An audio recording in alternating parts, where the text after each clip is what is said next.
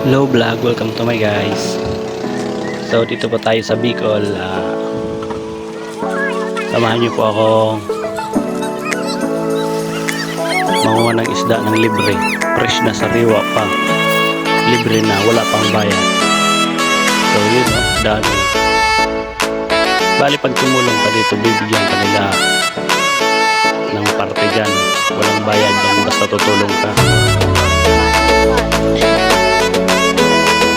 Kagandahan dito, wala kang lalabas na pera, tutulong ka lang magkakaroon ka ng pang-ulam o pang-pulutan, napakasarili. So yan po, babangain na po siya, ini nababanting. Okay po, gustasin na siya. So hati-hati po, hati-hati na kami dyan.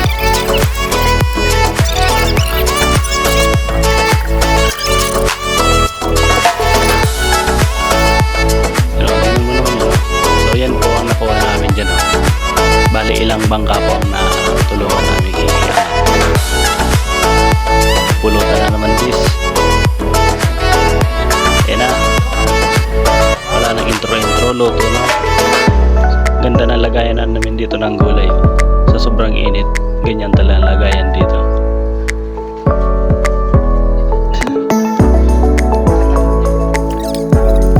Isang lukduan lang, luto na agad yan. Napakabilis maluto, isang ano lang kalakaga. So ano lang, sarap naman. Dito lang yan sa Bicol. Thank you for watching.